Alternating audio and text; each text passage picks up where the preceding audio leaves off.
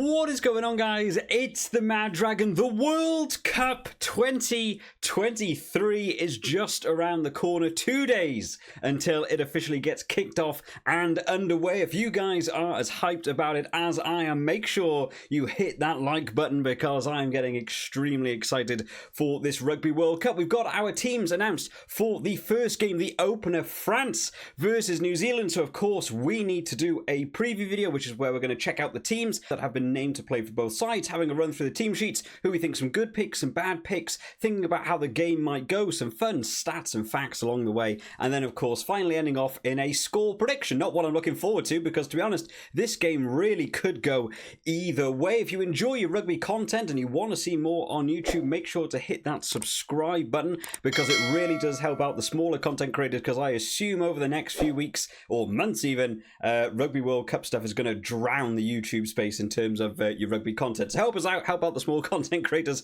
help get your likes, your comments, all that fun stuff to help boost that algorithm a little bit. So France versus New Zealand, two teams that are, not strangers when it comes to World Cup matchups. They've played each other 7 times at Rugby World Cups. It's more than any other pair of teams. They've pretty much played each other at every level of the World Cup. 5 out of the 7 games have been won by New Zealand. France's 2 wins over the tournament's history over New Zealand were in 1999 and 2007, beating New Zealand in the semi-final and quarter-final respectively. And 2 of New Zealand's wins against France in the World Cup actually led to them winning the World Cup itself. So a really big matchup for this one. I'm really happy we get to see this as a World Cup opener. Going to be a very, very exciting game. So starting out then, talking about the France team. France have put out their team. Not an enormous amount of shifts coming from the team that we got to see play Australia a couple of weekends ago. One of the big issues coming in for France at the minute is just the amount of injuries to some quite key positions. If anyone saw the big prediction video that we've done on the channel before the tournament got started off, of course, that's a bit of a laugh. We're just sort of having guesswork at it before we get to see any of the teams and stuff. We got to find out that there are more people missing in this French team. We found out Jonathan Darty, on the day I was filming that, got named as having his injury and was probably going to miss this first game. Since then, they've also lost Paul Valemsa. Of course, they've lost Romain Ntamack.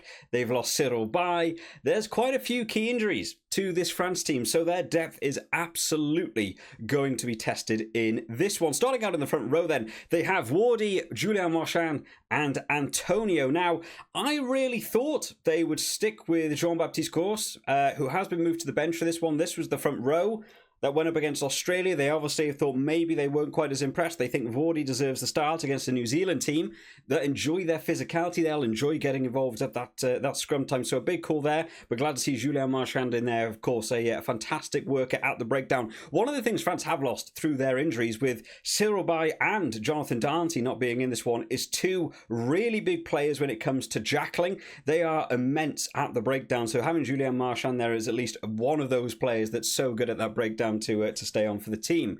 In the lock department, Cameron Wauke goes in alongside of Thibaut Flamand. A lot of people will be missing Paul Valemsa in this one with his thigh injury, if I'm hopefully getting that one correct. I haven't actually looked at what his injury was. I believe it was his thigh. But Thibaut Flamand coming in, I was impressed by him over the course of the Six Nations. Going to move into the 5 shirt. He was, I think, playing a lot of 4 with Cameron Wauke out during the Six Nations. 2 young lads looking to stamp on that lock department. This is a great opportunity for both of them to get into this game. The New Zealand line-out, certainly a tough old line-out to go up against in the world of international rugby, but these 2 lads will look to have a good start to this game, get a couple of steals, really try and remove any sort of platform from New Zealand to be able to launch an attack from. And then finally, in that back 3, Francois Course goes in alongside of Charles Olivon and Gregory Aldrit. Who else would you expect in that 6, 7, 8? I mean, this is pretty much the standard back row for them now. 3 fantastic players. Really glad that Charles Olivon's back in that open side flanker shirt now. We got to see him a few weeks ago getting his nice little run-in try from a bit of distance, something we were so used to seeing him a couple of years back in the Six Nations, just charging over for tries. So nice to see him back in this team now.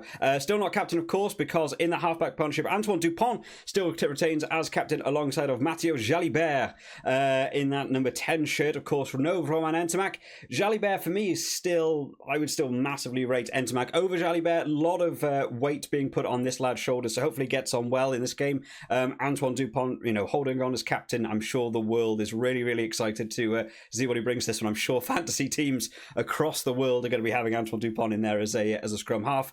In your centre partnerships, Mofana goes in alongside of Gaël Ficou, which, I think you'd probably expect with Jonathan Darntiat. I think that's a massive blow. There was talks about maybe his injury was actually not quite as bad as first suspected. He would maybe get in for this first game. Unfortunately not. Mofana going back in now in that inside centre. Now, I think Gaël Ficou can also play 12, so they could have used Arthur Vincent to play outside and move Gaël into that 12 shirt maybe, but this is a setup they've played quite a few times now. These lads know how to play together, although I do think there's better centres in France than Mofana. It will be a big test for him, but I hope he gets on well. And then finally in the back three, Gabin Villiers takes over the left wing, Damien Penaud on that right wing, and Ramos in the fullback position. So one thing that France have is a bit of a luxury. Of course, losing your first choice fly half can be a real detriment to teams in terms of getting your points on the board, kicking towards post. France, of course, have Ramos, an ever-dependable boot, to get those 3 points, which may become a really, really important thing in this game. Both France and New Zealand, I can see, wanting to open up this game. We've seen it in the past. These two teams love to just really make it a little bit more expansive and play a little bit out wide. But I think with this game being so big, this is pretty much, for me, who wins the pool. Is this game. I can imagine both teams will be taking a bit more time, not chucking it around completely loosely. 3 points will become extremely important in this one, and you got to say having Ramos there at fullback for France is a real big bonus. I'm glad to see Villiers is actually in this team. He's missed out a little bit, and they've been trying out some different wingers. We had a couple of the new lads coming in over the World Cup warm-ups, but it's nice to see Villiers back in that shirt. I think he's a really, really solid winger. So overall, as a France team goes, there's something about it that I don't think it's like as strong as it is, and it's just missing those key names. Jonathan Darnty, Paul Willems, Romain Ntamack, they're not in there. And it kind of feels like it's still a solid French team. It's probably the best French team they actually have available to them. But yeah, missing a couple of those key injuries. We'll have to see how they get on in this one. Quickly then, in terms of the substitutions, we have Malvaca, Jean-Baptiste Gros and Aldeguerri coming on in that second half. Like I said, I might have already started Jean-Baptiste Gros to start this one out, but they'll be coming on in the second half. Rest of the replacement forwards, Romain Taufifenua and Boudehon coming in as well in that replacement. So I think Boudehon can also do flanker and number 8, so I think he's got a bit of coverage there. They've gone for the 5-3. They're maybe expecting this one to be a bit more expansive and open up a little bit more, let those wingers loose. You know what New Zealand have in terms of arsenal of wingers as well. So you can imagine this game opening up. Maybe this wasn't going to be a 6-2 power-driven game. So maybe the right way to go. I might have liked to have seen someone like Makalu coming into this team who could do your forward but also your back. I'm not sure who I'd bring him in for. Maybe I would have brought him on for Boudehon, or maybe I would have put him in place of Arthur Vincent and done like a 6-2 but a 5-3, because the idea is he would go out onto the wing. And then in terms of your replacement backs, we have Maxime Loukou, Arthur Vincent and Melvin Jaminet to come on at some point in that second half. So coverage for France is actually really good. I mean, I've mentioned then about Makalu. It's not the most desperate thing. I'm thinking more about in terms of just having that extra replacement forward if you do need him. But the coverage is actually really nice here, of course. Any injuries to the winger, they'll probably move Mofana out onto the wing. Vincent will move into the centre position. Injury to fullback, Jaminet's coming straight on for Ramos. Injury at fly half, which is something they'll be trying to avoid desperately, I think, for this. I'm sure Ramos or Jaminet would probably have to slide into that number 10 shirt. So they've got good coverage. It's a really solid team. It's probably the best team and probably the expected team for what France were going to bring to this with how many injuries they do have. But man, I'm looking forward to see just how exciting this game is going to be. Moving on to the New Zealand team then, who've had a bit of a mixed bag this year. They had a really solid Rugby Championship. They look very good. After the Rugby Championship, they had that Bledisloe 2 game, which the first half of that was going completely against what they were hoping to do, but the bit of a B team going out for New Zealand for that one, and still managed to come away with a win at the end of it. They went on, and the World Cup warm-ups, of course, they had that massive loss to South Africa, and they're also facing a couple of their own injury situations going on at the same time. So this France-New Zealand game really stacking up to be something interesting. So starting out in this front row, Ethan de Groot, Cody Taylor and Napo Laulala will be taking over in that front row. Now, Lomax, of course, picked up his injury in that Springboks game, right? So it was unlikely that we were going to be seeing him, turnaround time for this game. So Napo Laulala coming in. I have been enjoying Ethan de Groot. I think in terms of of your hookers, Cody Taylor may be a lot of people's first choice. They've also got Dane Coles or Taukiaho. But Taukiaho is one of those lads I'm really hoping we get to see a bit more game time from. I think he's got quite an explosive burst of speed on him, and I'm really hoping we get to see him maybe come on in that sort of 50th, 60th minute and really get stuck into a game. Sometimes I feel like he doesn't come on early enough, and then he tries to play a bit of catch-up with the games. But in terms of your scrummaging, I think I would prefer Cody Taylor starting, and of course going up against the French scrum is a big ass, so, you know, I see why they've gone for Cody Taylor here. In the lock department, then Sam Whitelock goes in alongside of Scott Barrett now. Brodie Retallick also out with his injury, so there's a big blow for them, but Scott Barrett's still a superb player to move into that lock department. Now, Sam Whitelock and Scott Barrett, I'm sure, have played together before, and they've played the other way around, but this time they've gone for Sam Whitelock at 4, Scott Barrett at 5. Of course, there was a lot of big talking points going around about Scott Barrett during the Springboks game. He got his 2 yellow cards combined into a red. There was a big shot on Marks on the ground right. Whether or not he should have had a couple of games missed, the officiating team said no, there's no missed matches, so he gets to go in for this starting match up against France. But I know there was a lot of big discussions around that decision. In the back 3, Dalton Papali'i goes in the blindside flanker, Sam Cane, the captain, at open side, and Ardie Savea at 8. Another big name missing for them, of course, Shannon Frizzell, who's been playing so well throughout that rugby championship, unfortunately won't be in this team. Now, Dalton Papali'i, I don't think I've ever seen him play blindside. I'm sure he's got, experience of playing with it before. Just personally for me, I don't catch a lot of the New Zealand club level stuff. I've always seen him play open side flanker, but of course Sam Cane, that's where he wants to start out. So Dalton Papali'i moved to the 6th shirt, but another great player. Penalty is the only thing about Dalton Papali'i. He does love to give away quite a few penalties. He's superb in the ground, just ripping the ball off people, but sometimes bites off a little bit too much and gives away an easy penalty. And in a game against a team like France, 3 points here and there can sometimes be the deciding factor in this game.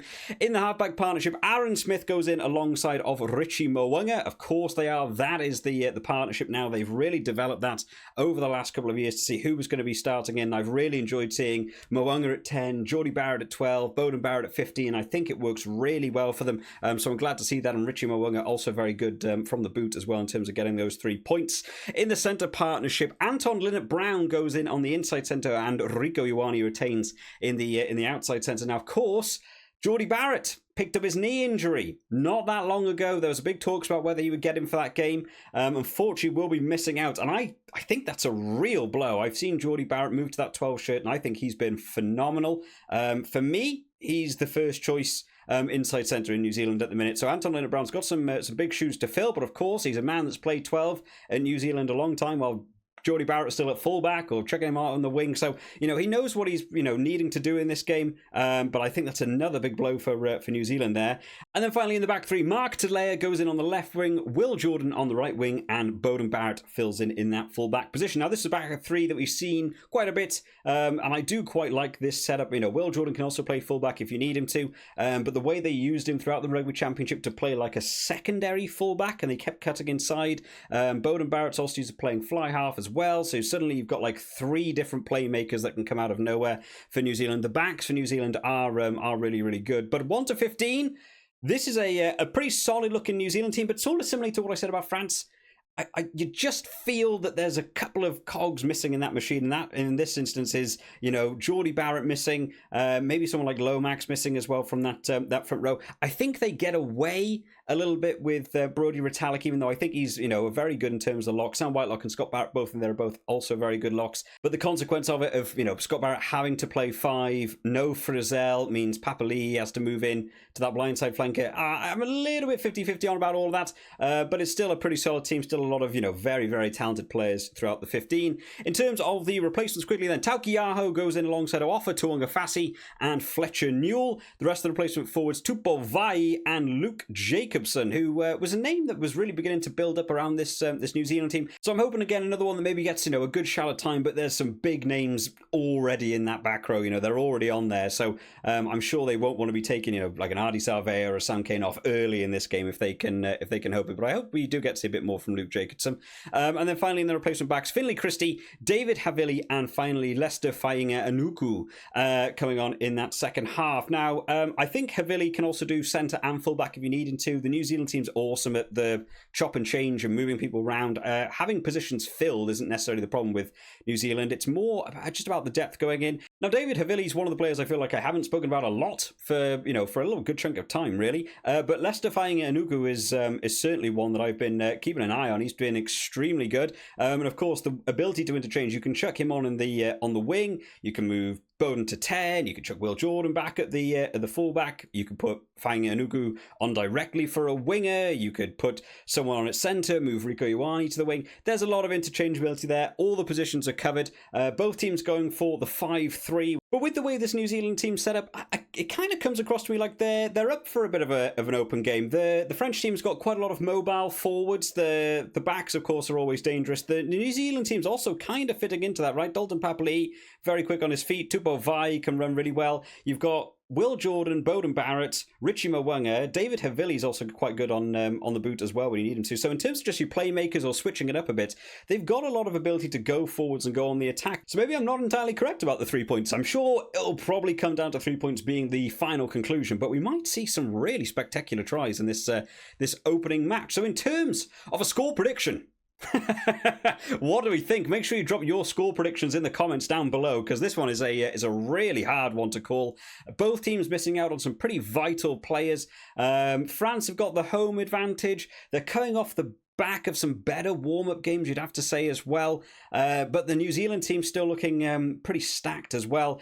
Discipline for New Zealand for me versus maybe the key injuries for France is what this one comes down to. Ramos versus Mo'unga in terms of your kicking. You've also got Barrett in the New Zealand team. If it started going wrong for you, can also take over those kicking duties. I think I'm still leaning towards France. I think I'm still leaning towards France for this one, but not by a lot. I see this being one score either way. I'm going to say a France win by 2. I'm going to go real low and make sure, of course, guys, that you are getting your predictions on the Super Brew. Of course, the game's kicking off on Friday as opposed to on the weekend, so, you've got to get those picks in early. We are also going to be doing these types of preview videos for as many games as I can get under my belt, really, over the course of tomorrow and on Friday before that kickoff. So for everyone looking to do your fantasy teams, make sure you are subscribed to the channel to know when each one of those videos comes out so that you get to know who's in each team and we get to have a few thoughts on the teams that have been announced. I hope you've all enjoyed this one today, guys. I will see you all next time. Bye bye.